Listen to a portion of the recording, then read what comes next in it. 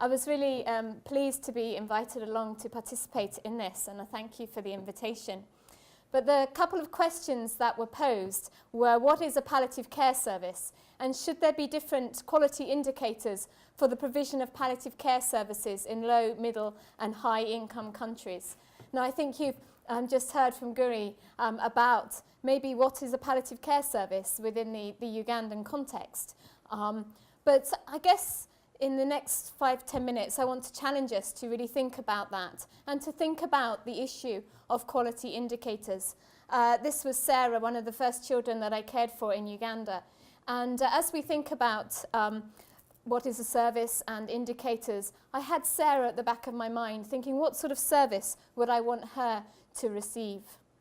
So right back in everything that we do, I think we look at the definition of palliative care. And when we were developing the APCA, African Palliative Outcome Scale, and the Children's Outcome Scale, we looked back at the definition of palliative care. When we were looking at the service at Malago Hospital, at Hospice Africa Uganda, we went back to this universal definition of palliative care. And I think that helps us to really think about what is a palliative care service. And I think it's important for us to think about the fact that palliative care will be provided in different ways in different places. You can't just take a service here, you can't just take the service here at King's and put it in Uganda. It doesn't work. We have to think about what is the best way of providing palliative care within our different settings. And what are the needs? Certainly within the children's palliative care field, the need for children's palliative care in Uganda is much, much greater than the need for children's palliative care in the UK. So what are the needs, what are the resources, and therefore how can we provide palliative care? And I think our model of palliative care provision and what we actually provide within that service will grow and develop as the service develops. But importantly, regardless of this, if you actually look at the philosophy of palliative care, it is the philosophy of palliative care is similar whether you're here in the UK, in Serbia, in Uganda, in South Africa.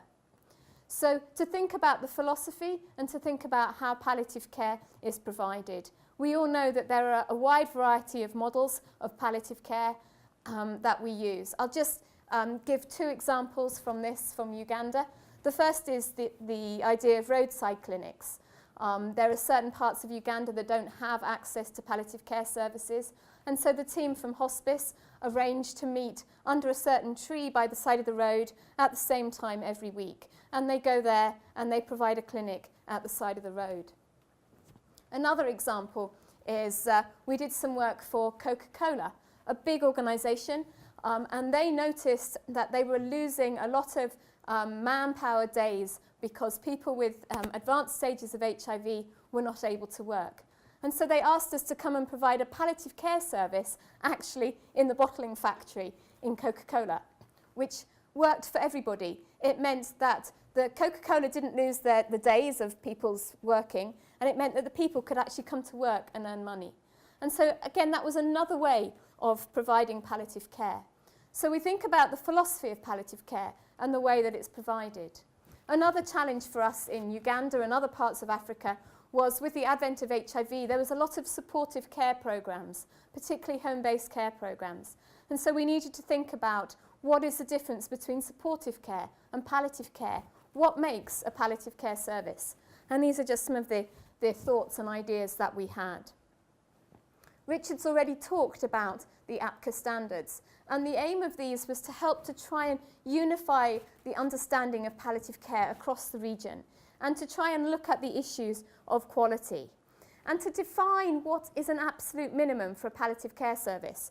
And these are defined at different levels: primary level, secondary level, tertiary level, and the standards include a description of what the service should include, the capability requirements and the resource requirements. So really trying to think about what is a palliative care service.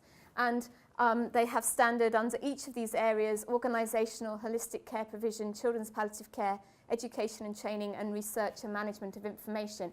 So it's not just the clinical care, but the broader component of palliative care service provision. If we look at Serbia, which is another country where I've been doing a lot of work, interestingly, the Serbian government heard what we'd done in Uganda and asked us to go and advise. So that's where the link between Serbia and Uganda comes. And basically in Serbia they had no palliative care services, one NGO, but nothing else. And so they asked us to help define palliative care services across Serbia, which was quite a challenge. And again, we looked at what is palliative care. We went back to that definition. We looked at the health systems that are in place there. And we tried to define a model of palliative care, again, standards of care. What are minimum standards? And we had great discussions about what is achievable now, what is achievable in the future, and should we set the standards high so that we want to make sure that the quality of services are the same as you might get in the UK, or should we set the standards a bit lower because of what they're capable of at the moment? And we very much went for keeping the standards high because we want to make sure that people have access to quality services. And again, there's various literature that we drew upon to help us define what is a palliative care service at the different levels. This is some work done by the International Association for Hospice and Palliative Care. They had a Delphi study to try and define essential practices of palliative care at the primary healthcare level. And we used other studies and research as well. So what is a palliative care service? Well, I haven't gone into the detail. You've heard a bit from Guri. But for me, what is important is that this service here in Uganda, this service here in the States, this is a service in Romania, and this is a newly opened palliative care unit in Serbia. To me, what is important is that the patients and their families in all of these places have access to quality palliative care services. So do we need different indicators, quality indicators, in low, middle, and high income countries?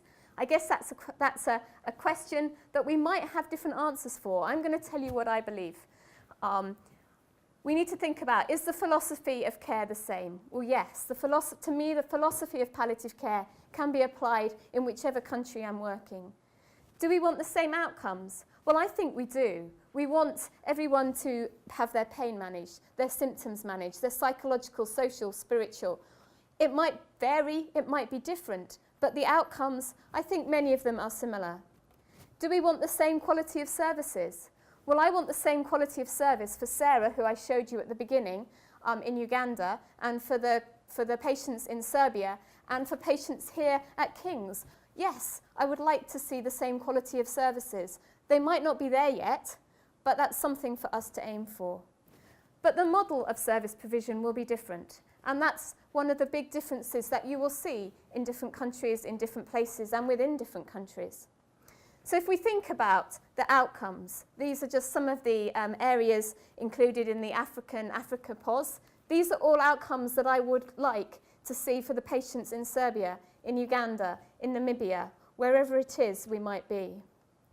The children's POS, when we started working on this, we want to see children who are pain and symptom free. I want to see that for all children, wherever they are, that need palliative care. Children who are engaged within their own context. That context might be different, but I'd like to see that for all children requiring palliative care. And so it continues. So we've set up, as part of the development within Serbia, I'm just going to show you, we've set up some quality indicators at the primary, secondary, and tertiary level. And some of these are very general, that you might be able to see in different countries. Others are more specific. This one's very specific because they have a local palliative care coordinating body. But this one here, the number of patients whose pain score reduced by at least one category. Again, that's something we want to see improved pain wherever we are. At the secondary level, they're very similar. We've just got a few extra or a few changes to the structure and the process indicators. And at the tertiary level, again, very similar. So that's what we've been looking at in terms of quality indicators at a national level.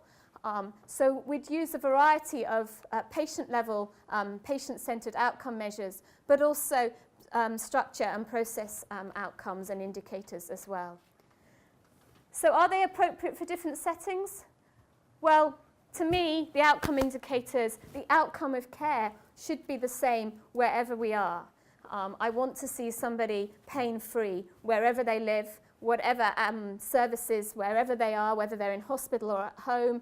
I want to see them pain-free. I want to see them have a good quality of life at the end of life. I want to be able to provide good bereavement services. We might not be there yet, but it's something for us to aim for. Yes, there might be differences in terms of structure and process indicators because of the way that we provide the services, but the actual outcomes of care, the actual outcome indicators can be similar. One of the indicators that was mentioned in the advertisement of this seminar was the indicator that has been accepted per capita morphine-equivalent consumption of strong opioid analgesics.